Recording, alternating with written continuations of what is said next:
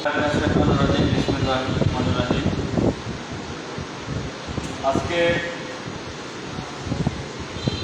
12ই August Panchagarh জেলা শ্রমিক অধিকার পরিষদের সহ সাংগঠনিক সম্পাদক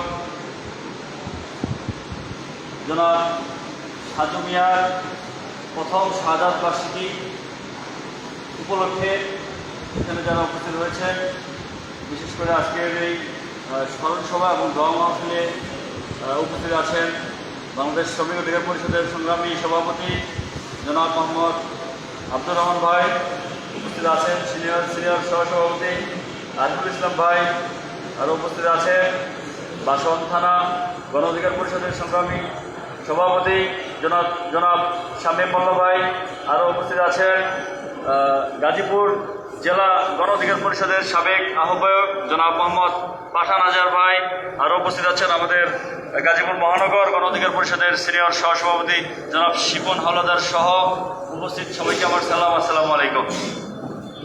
আমার বাসা পঞ্চগড়ে। আমি আপনাদেরকে সাজুর বিষয়ে ছোট্ট করে বিষয়টা তুলে ধরি।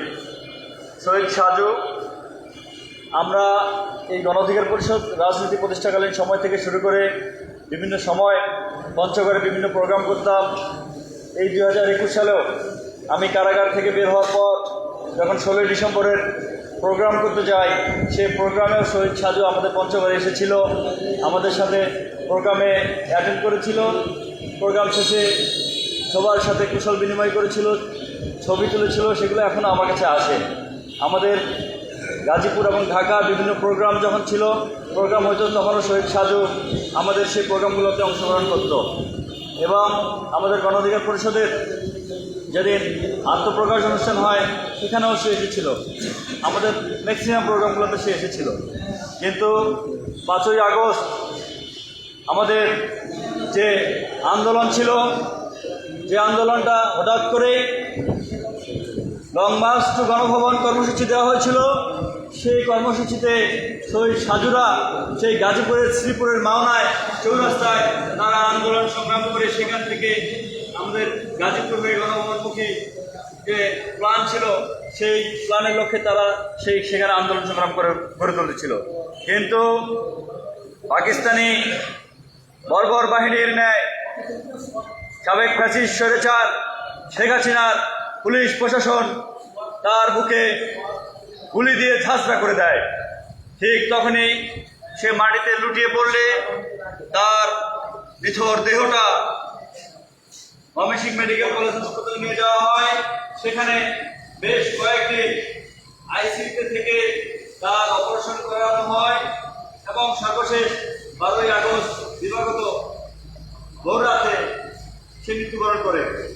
আমি রাতেই তার বাবা মার সাথে কথা বলছিলাম, ঠিক ভোরে ভোরে তার চাচাতো ভাই মাহবুব আমাকে ফোন করে, ভাই আমাদের শরীর সাজু কিছুক্ষণ আগে এই দুনিয়া থেকে চলে গেল।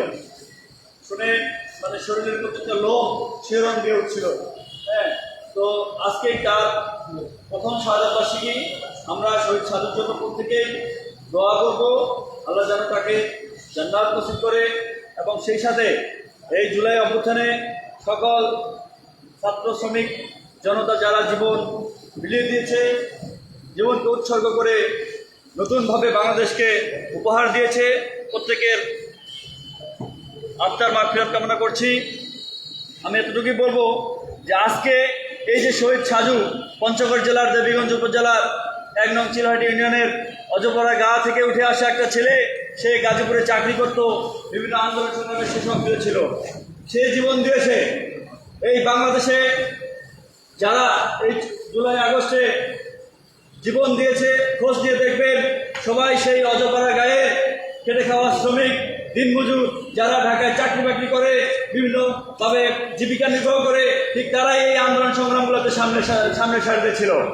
যে ছাত্র ভাইয়েরা জীবন দিয়েছে, খোঁজ নিয়ে দেখবেন তারা কেউ এলিট শ্রেণীর নয়, কেউ ধনী পরিবারের নয়, দেখবেন সবাই খেটে খাওয়া দিনমজুরের ছেলে, যারা ঢাকা ইউনিভার্সিটিতে পড়ে, যারা বিভিন্ন এই পাবলিক বিশ্ববিদ্যালয়ে পড়ে, বিভিন্ন কলেজ শিক্ষা প্রতিষ্ঠানে যারা পড়াশোনা করে, তারাই জীবনগুলো দিয়েছিল, তারাই সামনে থেকে নেতৃত্ব দিয়েছিল।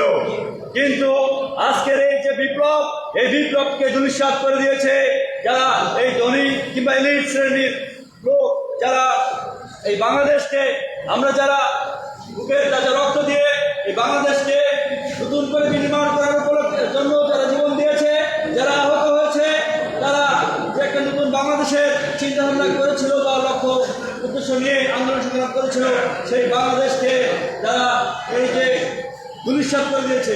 আপনারা ইতিমধ্যে দেখতে পাচ্ছেন এই যে টেন্ডারবাজ চাঁদাবাজ করে মানুষের জীবনকে হুমকির মধ্যে ফেলে দিয়েছে। আপনারা দেখেছেন আজকে এই বাংলাদেশের সাধারণ মানুষ জীবন জীবিকা যেভাবে নির্ভর করছে, রাতে ঠিক মতো চলাফেরা করতে পারছে না, দেশের আইন প্রশাসন যেভাবে নষ্ট মানে একদম শেষ পর্যায়ে নিয়ে গেছে, আমরা কোনো মানুষ আজকে সুশৃঙ্খলভাবে বসবাসের মতো পরিস্থিতি আর বাংলাদেশে নাই। আপনারা দেখেছেন সিলেটের সেই সাদা পাথরগুলোকে এই ইট বালু খোকর যারা আছে তারা খেয়ে ফেলেছে।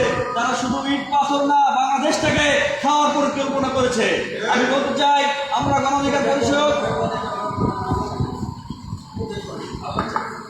অধিকার পরিষদ এই বাংলাদেশকে নতুন করে বিনির্মাণের লক্ষ্যে আমরা বাংলাদেশকে ঢেলে সাজাবো।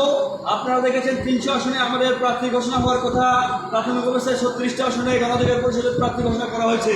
খুব শীঘ্রই 300 আসনে গণ অধিকার পরিষদ ট্রাক মার্কা নিয়ে জনগণের অধিকার আদায়ের লক্ষ্যে কাজ করে যাবে এবং আগামী যে সংসদ নির্বাচন হতে যাচ্ছে সেই নির্বাচনে এই শ্রমিক শ্রেণীর যাতে একটা প্রতিনিধিত্ব থাকে, এই ধনী কিংবা এলিট সোসাইটির হাত থেকে আমরা শ্রমিক শ্রেণীর রাজনীতিটাকে প্রতিষ্ঠা করতে চাই। রাজনীতি যেন সাধারণ মানুষের প্রতিনিধিত্ব করে সেরকম রাজনীতি আমরা প্রতিষ্ঠা করতে চাই। এই আশা ব্যক্ত রেখে সবাইকে আমার সালাম দিয়ে বক্তব্য শেষ করছি। সবাই ভালো থাকবেন, সুস্থ থাকবেন। আসসালামু আলাইকুম।